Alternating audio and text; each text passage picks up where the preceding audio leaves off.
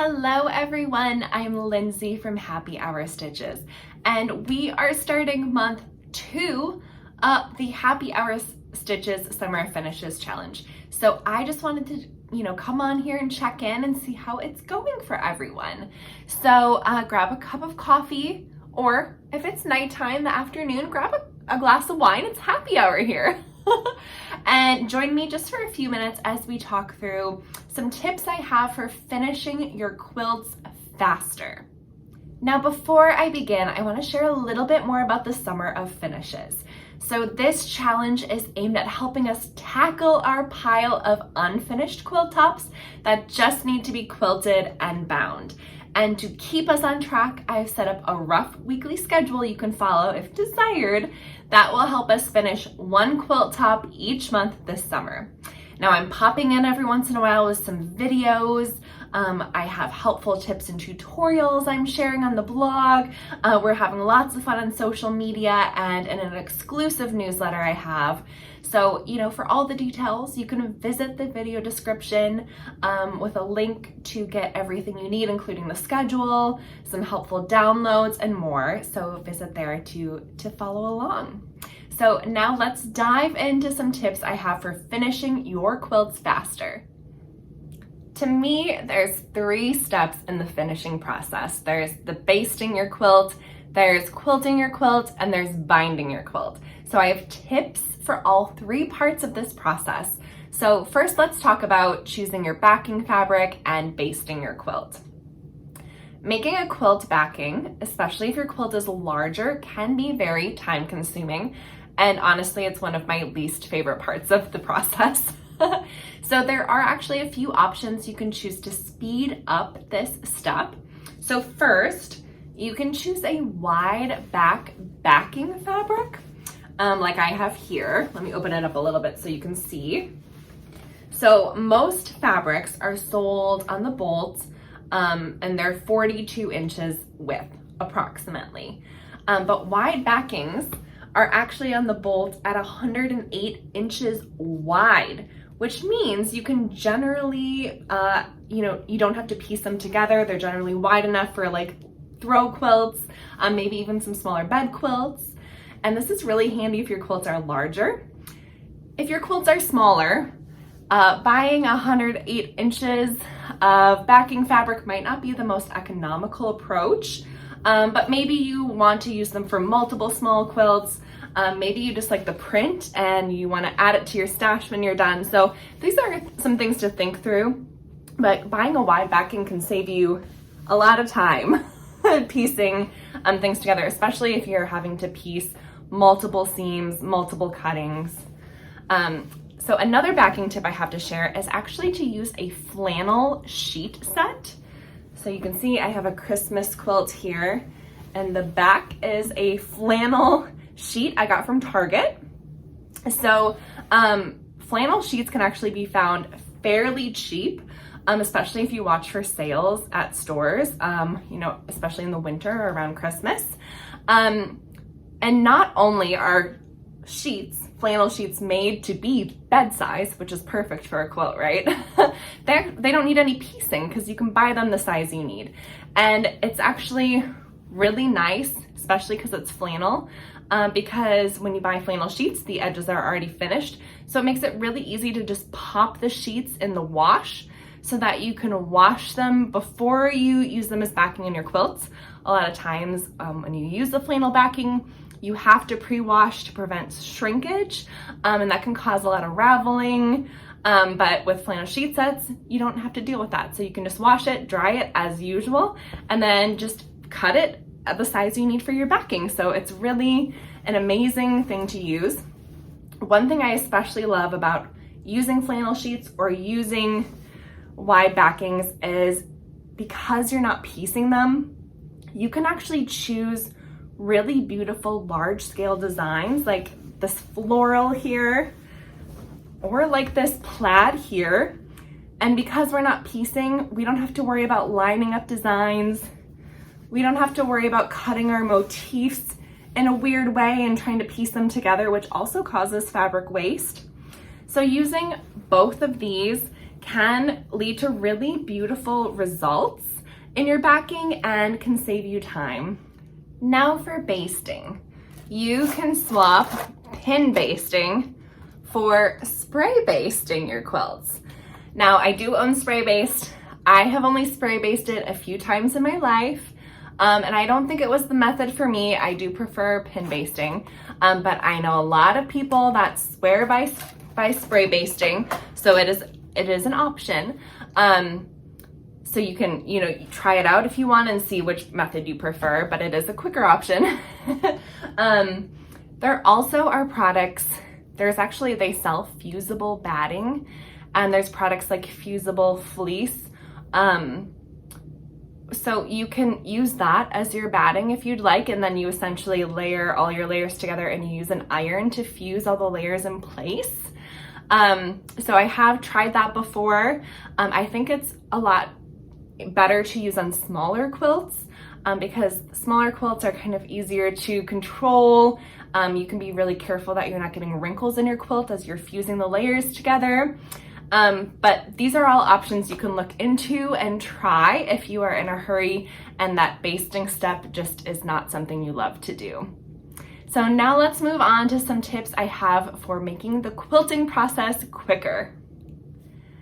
Now this first tip is an obvious one, but sometimes we can get into ruts with our quilting and we can kind of forget that there's this wide range of designs available to us. So if you're in a rush to finish a quilt, choose an easy quilting design. I know it seems like, of course you would, but sometimes we fall back on our favorite stitches or a design we think we should use to finish a quilt instead of one we can actually accomplish in the time we have. So I'm just gonna give a few examples of some fast stitches. So if you're quilting it on your home sewing machine, you can try stitch in the ditch. You can try simple straight line quilting, some basic wavy lines. Another one of my favorites is the serpentine stitch, which is a built-in stitch on many machines. And if you're doing like a long arm, if you're long arm quilting, maybe try like a basic swirl, a little meander, an all over design, something simple. Now I actually did just do a step-by-step video how to do a wavy line quilting method. That's like the fastest and easiest quilting method I do. I used it on this quilt, although it's hard to see the quilting behind me, but so I will link to that in the video description so you can check that out. It's really one of my favorite stitches now that I've kind of gotten it mastered. So basically any design that takes less marking of your quilt top, less maneuvering of the quilt, less cutting threads and having to bury those thread ends, those are great for finishing quilts faster. Now, when you're machine quilting, you want to quilt as far apart as possible for your batting. So check your batting packaging, it will say on there. So most battings call for quilting at least 4 to 6 inches apart, although some polyester battings actually allow you to quilt up to 8 or even 10 inches apart. So you can look into some of those battings if you want to do less quilting on a quilt. So start farther apart, and then if you have more time and you have the energy, you can quilt in between those lines to add denser quilting. But sometimes it's best to start farther apart and then add more if you have the time to do it.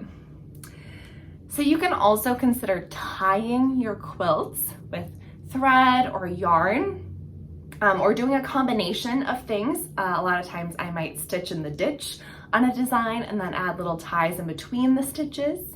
Now I will say tying a quilt isn't always the faster method, but what I will say about it is that it can be done on the go and it can be done without a sewing machine, which means that you can take it with you. You can multitask as you're tying it. You can take it to the ball games. You can take it on, if you're traveling. So sometimes it's just about maximizing the time you have. So tying is an option if you have to be away from your sewing machine, but you still need to finish the quilt. Okay, and last but not least, let's talk binding. One thing you can do is to buy pre-made binding.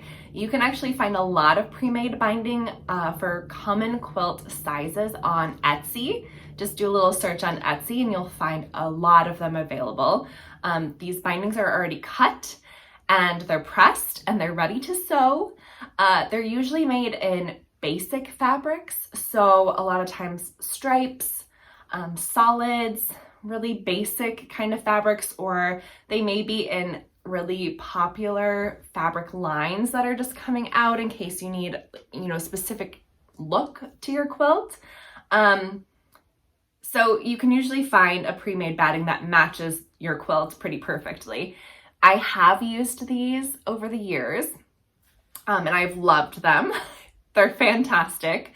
I will just say, usually it's something you want to stock up on because it doesn't save time to buy a product and have to wait for it to ship to you if you're in a hurry to finish a quilt. But if you find a Etsy store you like or an online store you like that has those, and you use certain type of fabric for a lot of your bindings. I use black and white stripes a lot. You could buy multiple kinds of this pre-made binding, so you just have it in your sewing room ready to go for whenever you need to finish a quilt top. So that's an option. So I machine stitch my binding to the front of the quilt, then I turn it over to the back and I hand sew to the back. And this is a slow process. It is a process I personally love, so I will stick to the hand sewing part of it. But if you're in a rush, you can machine stitch to the front and back. So that's something you can try if you haven't before.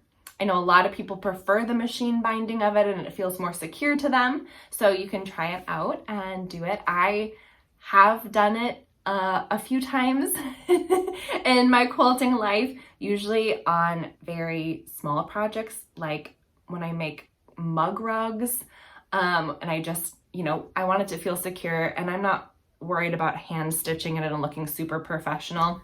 So that's an option to machine stitch. There's lots of great tutorials online. I don't have one because I don't do that method, so you can find those out there.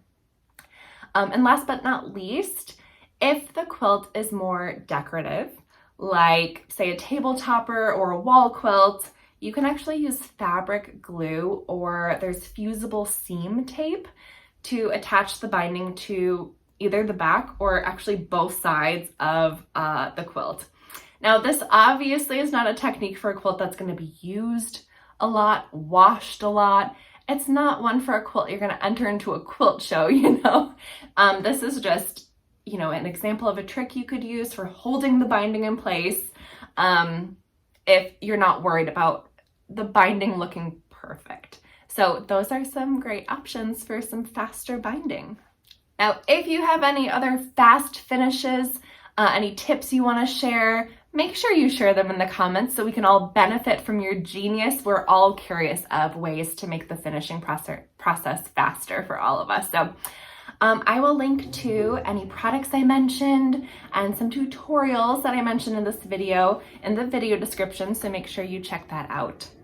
I'm just so excited to be a part of this Summer of Finishes challenge with you all. So grab your quilt top. Let's get finishing. We can do it.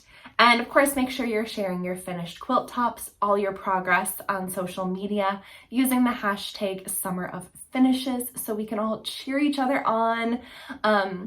And make sure you're watching for more helpful tips and tutorials on my website and social media throughout this challenge. I have lots of finishing inspiration to share. So I will chat with you all again soon.